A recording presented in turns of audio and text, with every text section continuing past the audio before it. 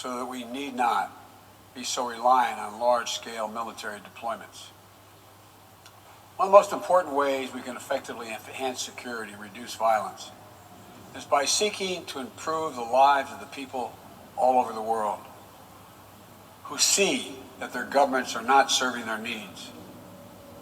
Corruption fuels inequality, siphons off a nation's resources, spreads across borders, and generates human suffering.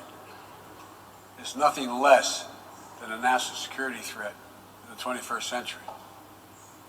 Around the world, we're increasingly seeing citizens demonstrate their discontent, seeing the wealthy and well-connected grow richer and richer, taking payoffs and bribes, operating above the law, while the vast majority of the people struggle to find a job or put food on the table, or to get their businesses off the ground, or simply send their children to school. People have taken to the streets in every region to demand that their governments address people's basic needs, give everyone a fair shot to succeed, and protect their God-given rights. And in that chorus of voices, across languages and continents, we hear a common cry, a cry for dignity, simple dignity. As leaders, it's our duty to answer that call, not to silence it. The United States is committed to using our resources and our international platform to support these voices, listen to them, partner with them to find ways to respond that advance human dignity around the world. For example, there's an enormous need for infrastructure in developing countries. But infrastructure that is low quality, or that feeds corruption, or exacerbates environmental degradation may only end up contributing to greater challenges for countries over time.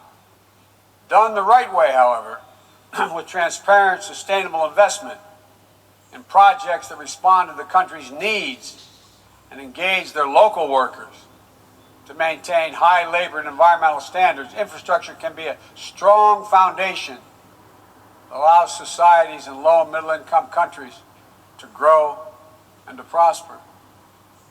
That's the idea behind the Build Back Better world.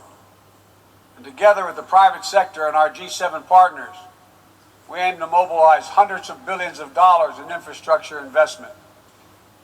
We will also continue to be the world's largest contributor to humanitarian assistance, bringing food, water, shelter, emergency health care, and other vital life-saving aid to millions of people in need.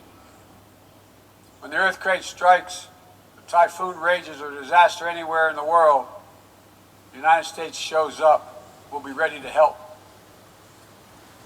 And at a time when nearly 1 in 3 people globally do not have access to adequate food just last year, the United States is committing to rallying our partners to address immediate malnutrition and to ensure that we can sustainably feed the world for the decades to come. To that end, the United States is making a $10 billion commitment to end hunger and invest in food systems at home and abroad. Since 2000, the United States government has provided more than $140 billion to advance health and strengthen health systems, and we will continue our leadership to drive these vital investments to make people's lives better every single day. Just give them a little breathing room. And as we strive to make lives better, we must work with renewed purpose to end the conflicts that are driving so much pain and hurt around the world. We must redouble our diplomacy and commit to political negotiations, not violence, as a tool of first resort. To manage tensions around the world, we must seek a future of greater peace and security for all people of the Middle East. The commitment of the United States to Israel's security is without question, and our support for an independent Jewish state is unequivocal.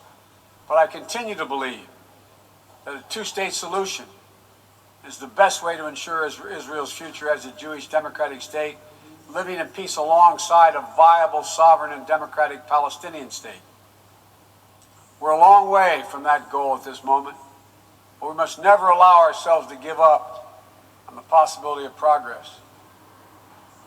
We cannot give up on solving raging civil conflicts, including in Ethiopia and Yemen, where fighting between warring parties is driving famine, horrific violence, human rights violations against civilians, including the unconscionable use of rape as a weapon of war.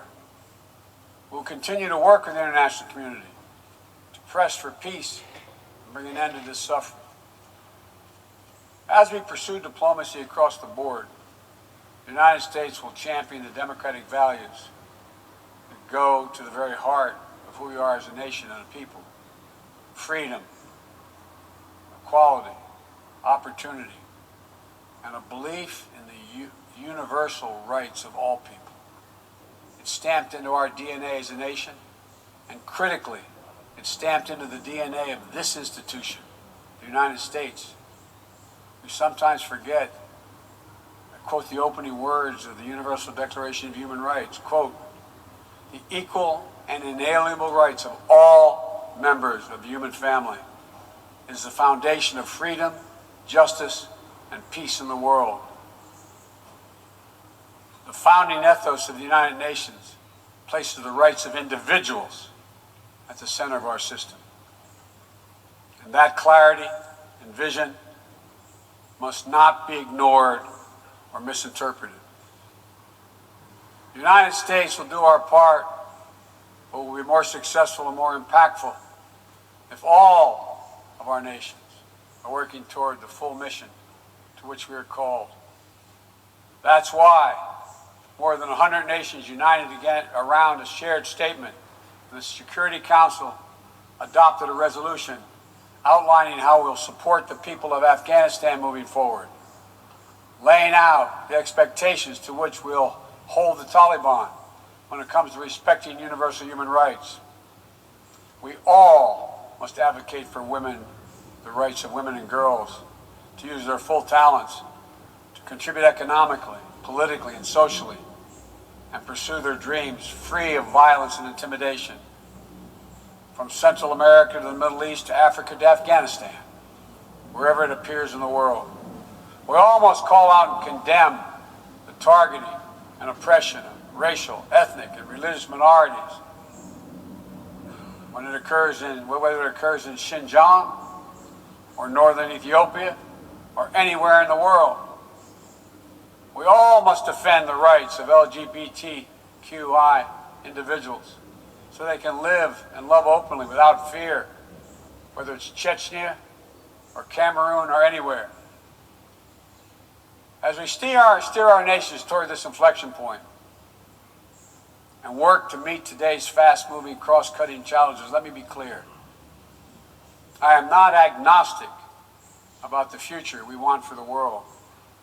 The future will belong to those who embrace human dignity, not trample it.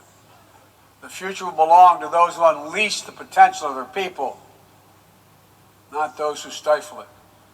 The future will belong to those who give their people the ability to breathe free, not those who seek to suffocate their people with an iron hand.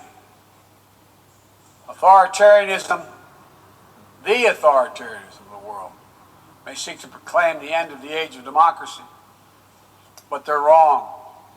The truth is, the democratic world is everywhere. It lives in the anti-corruption activists, the human rights defenders, the journalists, the peace protesters. On the front lines of this struggle in Belarus, Burma, Syria, Cuba, Venezuela, and everywhere in between. It lives in the brave women of Sudan who withstood violence and oppression to push a genocidal dictator from power and who keep working every day to defend their democratic progress. It lives in the proud Moldovans who helped deliver a landslide victory for the forces of democracy with a mandate to fight graft, to build a more inclusive economy. It lives in the young people of Zambia who harness the power of their vote for the first time, turning out in record numbers to denounce corruption and and chart a new path for their country. And while no democracy is perfect, including the United States, we'll continue to struggle to live up to the highest ideals to heal our divisions. And we face down violence and insurrection. Democracy remains the best tool we have to unleash our full human potential. My fellow leaders, this is a moment where we must prove ourselves the equals of those who come before us, who with vision and values and determined faith in our collective future built our United Nations, broke the cycle of war and destruction, and laid the foundations for more than 7 decades of relative peace and growing global prosperity.